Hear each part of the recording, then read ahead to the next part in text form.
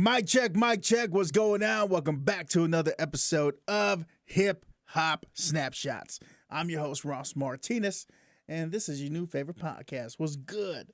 Last episode, we started something new. We're going through the different languages of hip hop, aka the different subgenres. There's over 30 to 50 and probably a lot more, but we're going to cover the major ones. So last episode, we started in New York with one of my favorite styles or stilos, boom bap.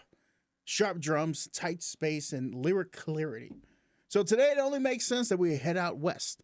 Because if boom bap was hip-hop discovering its heartbeat, G-Funk is hip-hop's learning how to breathe. And I'll explain why. So without further ado, grab that milk crate, take a seat.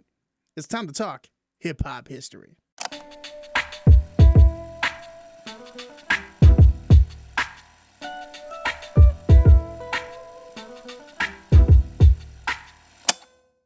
The first thing to understand about G-Funk is this.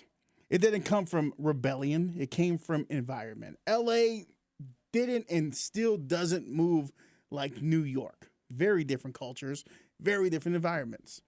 More space, more sunlight, more time between moments. So West Coast hip-hop didn't need hard punches every second. It needed a flow.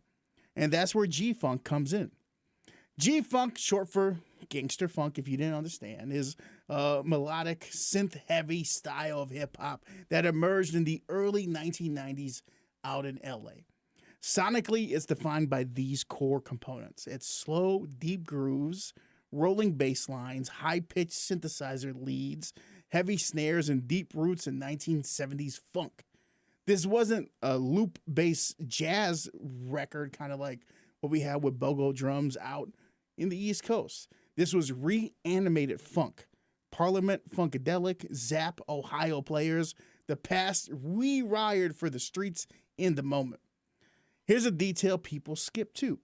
G-Funk didn't appear overnight. It drew influence from Bay Area mob music. Artists like Too Short and E40 were already making slow bass heavy street focused records for years. The Bay laid the groundwork. Los Angeles refined it. And then someone came along who knew how to engineer that space that was created. You cannot tell this story without talking about an icon, aka Dr. Dre. Dre didn't invent funk. He didn't invent gangster rap either. What he did do was combine street realism, funk musicianship, and studio precision. On The Chronic, his album, one of the greatest, Dre slowed hip-hop down and let it breathe and stretch. Longer intros, cleaner mixes, and synths that hummed instead of punched. That was hip-hop designed for cruising, not crowding. And once the door opened, it couldn't be closed.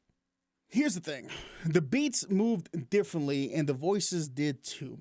Artists like Snoop Dogg didn't attack the beat, he floated on it.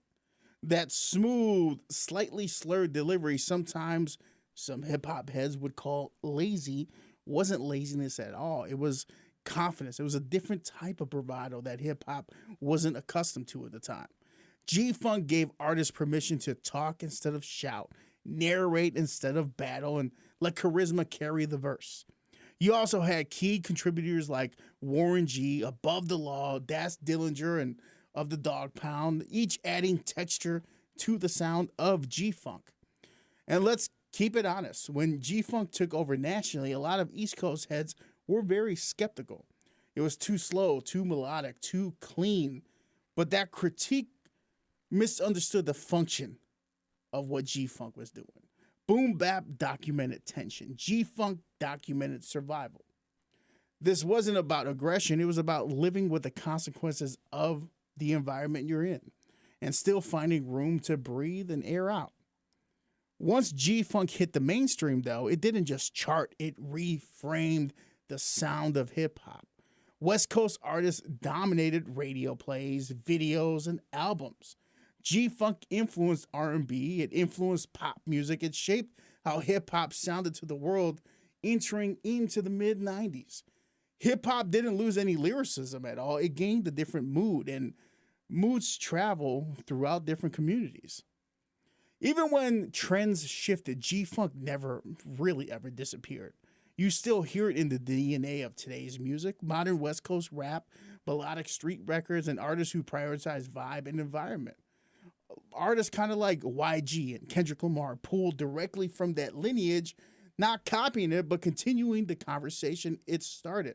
Because G Funk proves something essential. Hip hop doesn't always need urgency to be powerful. Sometimes power is knowing you've got time.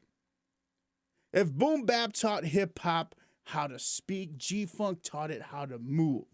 Two languages, same culture, different environments, solving different problems.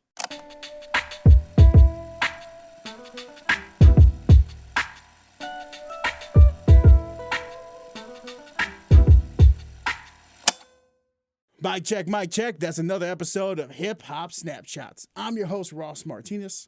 And hopefully, as we introduce you to the different subgenres in hip hop that make up this very amazing and beautiful culture that we are fans of for different reasons, you get a bigger understanding and appreciation of the different voices. Because as we said a couple episodes ago, hip hop is not a monolith.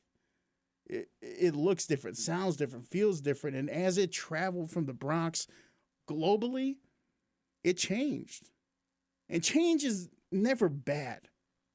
Change does bring some goodness with it as well. And hopefully you can find that in these episodes. So next episode, we'll be talking about the South and what that sound added to hip hop.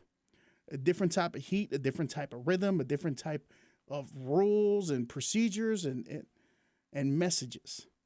Same journey, and that's the point of it all. So until next episode, go dig through some crates. I gave you some names and some songs, and that'll give you a bigger understanding of G-Funk once you hear it.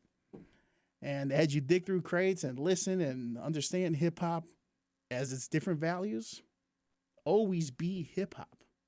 I'm out. Peace.